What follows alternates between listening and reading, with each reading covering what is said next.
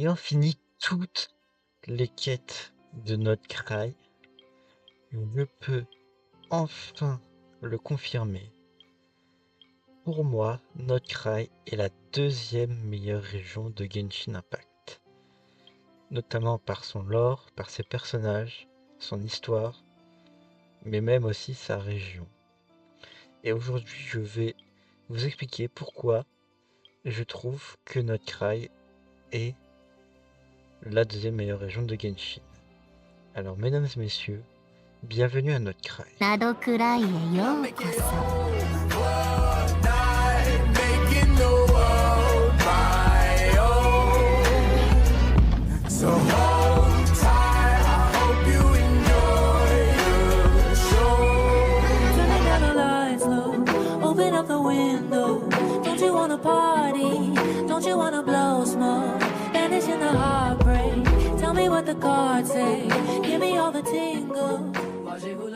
Bien, donc Notcry, la dernière région en date de Genshin Impact, qui se situe au-dessus de Natlan et qui fait à peu près tout ça.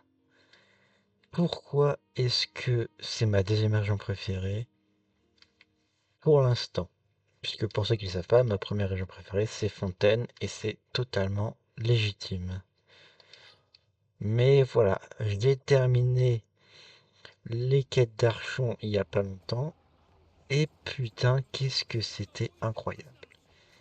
Et ça m'a donné envie de faire une vidéo explicative pour vous donner mon avis sur Notcry et pourquoi je trouve que cette région est juste parfaite.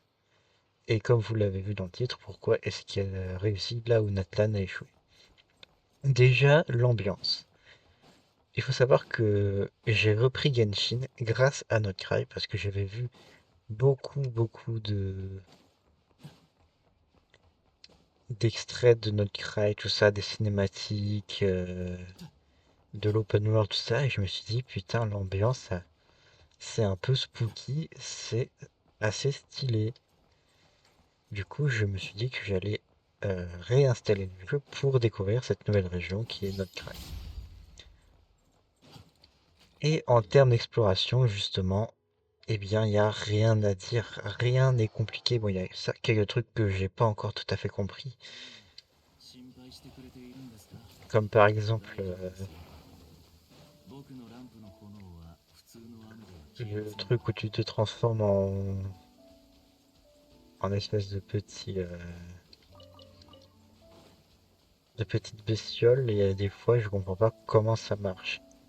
Mais sinon, à côté de ça, l'exploration est très simple et est très, comment on dit,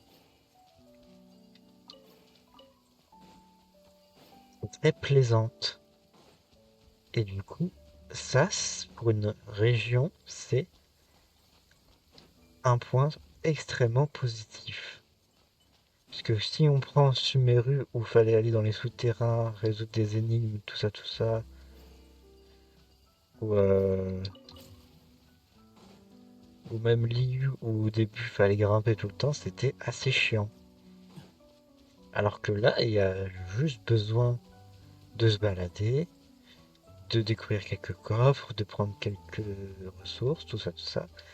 Et la zone n'est pas hyper grande non plus, donc il n'y a pas grand chose à faire. Bon, là si vous voyez que j'ai pas tous les points de TP, c'est parce que apparemment faut les débloquer dans une quête. Et bon, comment dire que les quêtes, j'en ai quand même beaucoup vu que j'étais absent pendant 6 mois. Mais du coup, voilà. Déjà, ça c'est le premier point positif de Notcry. Ensuite, on a les personnages.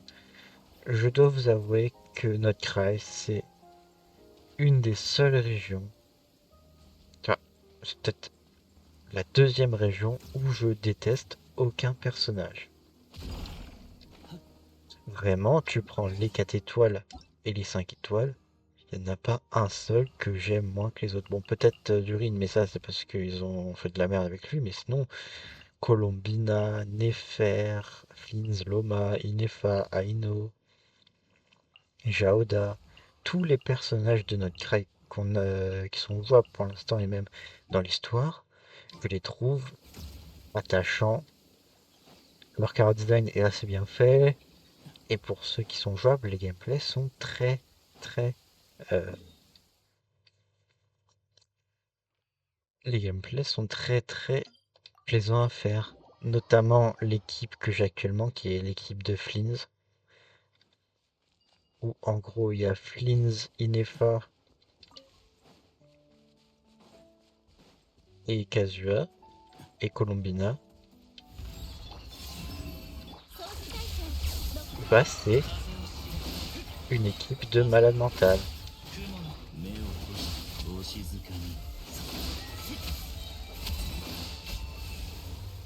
La preuve en est là.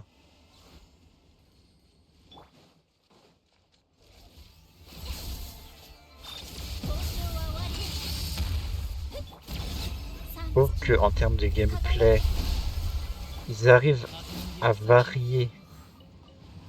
C'est pas tout le temps les mêmes trucs comme on pourrait avoir par exemple avec, je sais pas moi, avec Sino qui a à peu près les mêmes attaques, les mêmes compétences que Xiao.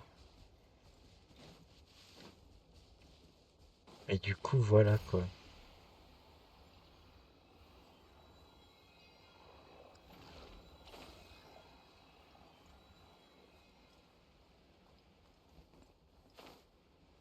Donc voilà, les personnages, je les trouve hyper réussis.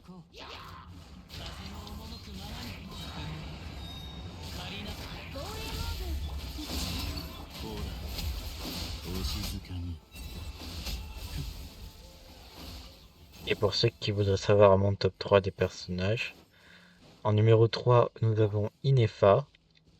Vraiment l'histoire de Inefa dans l'histoire, son gameplay, même son design, le fait que ce soit un robot, j'aime tout dans ce personnage. Ensuite, on a Flins, le GOAT. Déjà, c'est la voix de Gojo. Et ensuite, son gameplay est hyper satisfaisant à jouer. Et dans l'histoire, il a quand même une sacrée grosse importance. Pour moi, je le compare, je l'appelle le Neuvillette de notre crêpe, parce qu'il a une assez grande importance dans l'histoire, et c'est le mec sur qui tu peux compter. Et ensuite, bah, on a Colombina. Déjà, comme vous pouvez le voir, c'est dans l'explo, c'est assez, assez satisfaisant à jouer, mais son gameplay en plus, voilà. Et en plus de ça, quand tu meurs, bah, elle te régène. Mais ça, c'est que dans l'open world, mais c'est déjà pas mal. Voilà. Donc, après après l'explo et les personnages, il nous reste quand même un sacré point qui est l'histoire et le lore. Les quêtes d'argent, c'est une dinguerie. Bon, c'est Genshin, donc forcément il y a beaucoup de dialogues, mais même en passant les dialogues, tu arrives à peu près à comprendre. À part les deux dernières quêtes, parce que ça, c'est assez compliqué à comprendre. J'ai dû regarder un résumé pour comprendre. Mais une fois que tu as tout compris, tu te dis putain, mais cet arc, c'est peut-être l'un des meilleurs arcs de Genshin Impact. Déjà, euh, on a comme boss hebdo un vrai méchant. Pourquoi je dis un vrai méchant? Parce que tu regardes tout ça, le loup, bah certes il est méchant mais il fait partie de la famille de Razor et Razor il est de notre côté.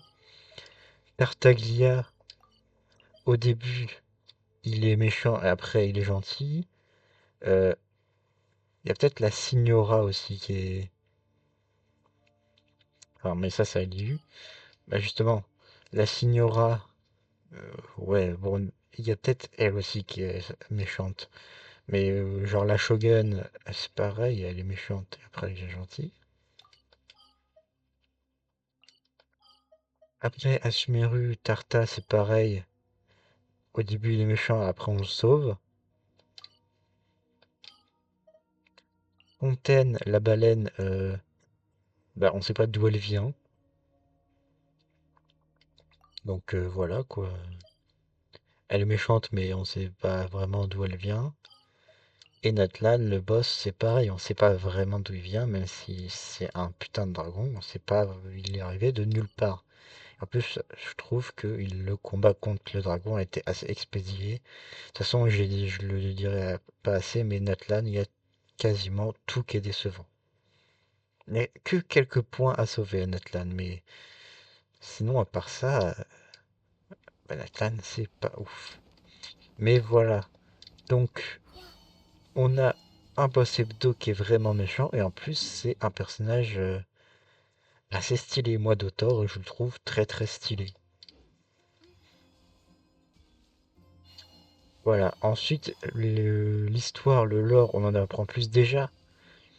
On a eu des reveals qu'on attendait depuis au moins 5 ans, dont notamment Varka, qui va être jouable d'ailleurs dans pas très longtemps. Mais on a enfin eu le, le design de Varka. Varka, pour ceux qui ne savent pas, c'est le chef de l'ordre de Favionus. Et Jeans, ou Jean, appelez-la comme vous voulez, c'est sa remplaçante. C'est elle qui remplace Varka pendant qu'il est en mission autre part. Ensuite, on a eu Nicole, la mère de Clee, où elle aussi, euh, il a fallu pas mal de temps avant qu'on la voie vraiment, puisque avant on l'avait vue, mais c'était que en forme de d'Odoko ou d'objet. Mais là, on a vraiment son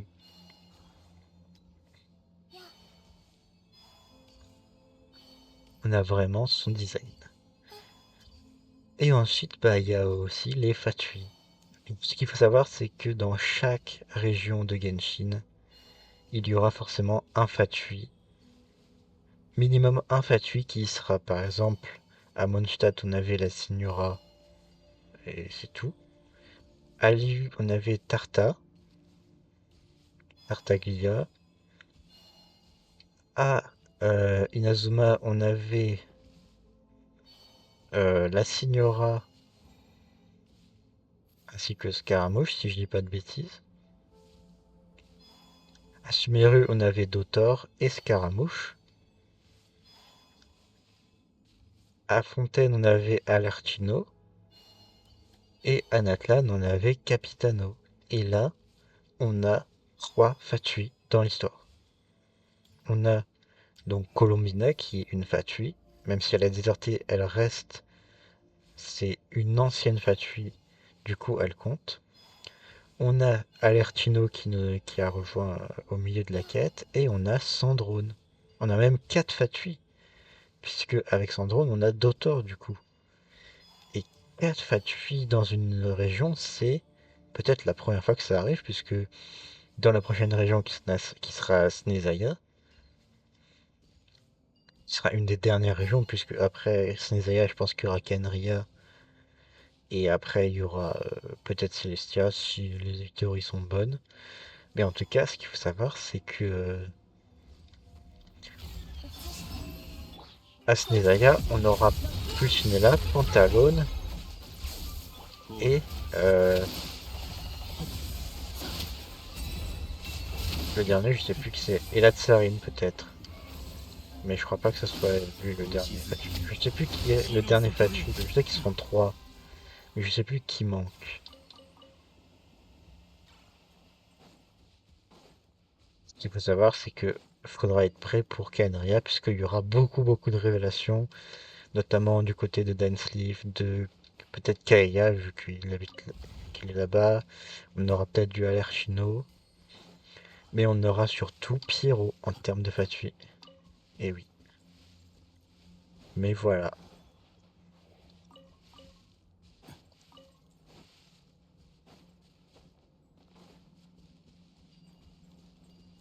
En tout cas, c'est à peu près tout ce que j'ai à dire sur, sur notre Kraï. C'est vraiment une région de ouf. Tout est parfait dedans, il n'y a rien à dire. Comme j'ai dit, le seul truc que j'ai à dire, c'est peut-être des fois les mécaniques qui sont un peu compliquées, mais ça, vraiment, comparé au reste, c'est rien du tout. Du coup, voilà. C'était à peu près mon avis sur notre Kraï. Si vous êtes si vous avez des trucs à dire sur notre cry, par exemple que vous n'êtes pas d'accord, n'hésitez pas à me le faire part en commentaire. J'y répondrai avec joie. Sur ce, on se dit à bientôt pour de nouvelles vidéos. Salut!